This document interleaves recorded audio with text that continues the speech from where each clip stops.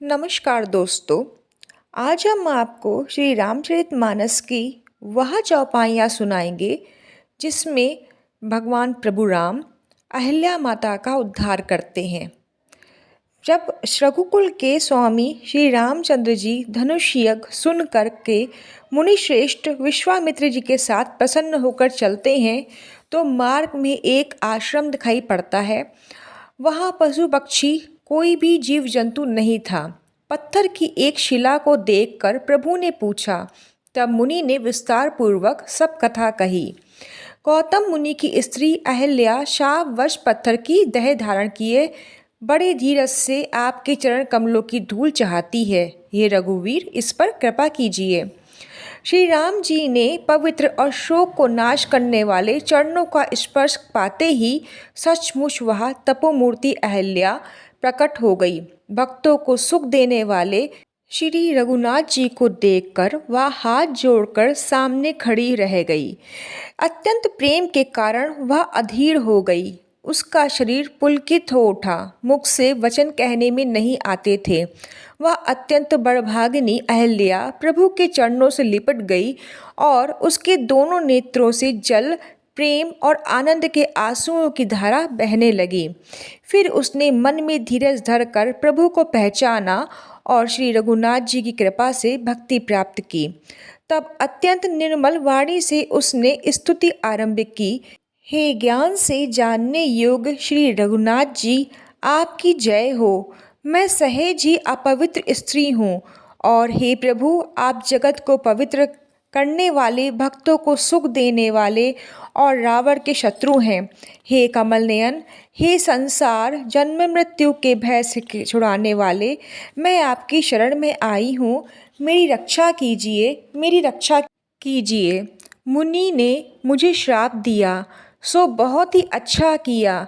मैं उसे अत्यंत अनुग्रह मानती हूँ कि जिसके कारण मैंने संसार से छुड़ाने वाले श्री हरि को नेत्र भर के देखा। इसी को शंकर जी सबसे बड़ा लाभ समझते हैं। हे प्रभु, मैं बुद्धि की बड़ी भोली हूँ। मेरी एक विनती है, हे नाथ, मैं और कोई वर नहीं मांगती, केवल यही चाहती हूँ कि मेरा मन रूपी भौरा आपके चरण कमलों की रज के प्रेम रूपी रस का सदा पान करता रहे। जिन चरणों से परम पवित्र देव नदी गंगा जी प्रकट हुई, जिन्हें शिव जी ने सर पर धारण किया और जिन चरण कमलों को ब्रह्मा जी पूजते हैं, कृपालु हरि आपने उन्हीं को मेरे सर पर रखा। इस प्रकार स्तुति करती हुई बार बार भगवान के चरणों में गिरकर जो मन को बहुत ही अच्छा लगा, उस वर को पाकर गौतम की स्त्री अहिल्या आनंद से भरी हुई पति लोक की ओर चली गई। तो वह स्तुति या छंद जो माता अहिल्या ने प्रभु राम जी के लिए कहा, जिसके कारण उनका उद्धार हुआ, वह आप नित्य सुने। आपकी सारी मनोकामनाएं पूरी होंगी। आप पे प्रभु राम की कृपा होगी। शुरू करते हैं वो छंद। बोलिए जय श्री राम, जय सीताराम। पर सत्य पद पावन शोक न सावन, प्रकट भई तब पुंज सही, देखत रघुनायक जन सुखदायक, सन्मुख होई कर जोड़ रही, अति प्रेम अधीरा पुलक शरीरा, मुख नहीं आवही वचन कही, अतिशय बर भागी चरण है लागी, जुगल नयन जल धारे बही, धीरज मन कीना प्रभु कहूँ चिन्ना, रघुपति कृपा भगति पाई, अति निर्मल बानी स्तुति ठानी, ज्ञान गम जय रघुराई, मैं नारी पावन प्रभु जग पावन,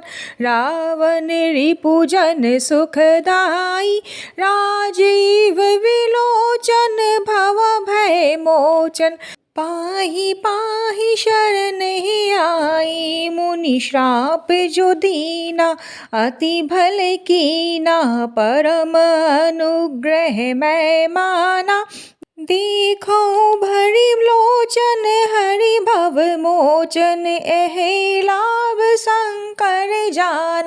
बिनती प्रभु मोरी मैं मति भोरी, नाथ न मांगहु बरयाना, पद कमल परागा रस अनुरागा, मन मम मधुप करे भाना, जहि पद सुर सरिता परम पुनीता, प्रकट भई शिव शीश धरी, सोई पद पंकज जहि पूजत अज मम सिर धरयो कृपाल हरि, एहि भांति सिधारी गौतम नारी, बारे बारे हरि चरण पड़ी, जो अति मन भावा सो बरु पावा, गए पति लोक आनंद भरी, अस प्रभु दीन बंधु हरि, कारण रहित दयाल, तुलसीदास सटते ही भजू, छाड़ी कपट जंजाल। प्रभु श्री रामचंद्र जी के ऐसे दीन बंधु और बिना ही कारण दया करने वाले हैं। तुलसी जी कहते हैं, हे शठ मन तू कपट जंजाल छोड़कर उन्हीं का भजन कर। बोलो जय श्री राम, जय सीताराम। ओम नमो भगवते वासुदेवाय नमः।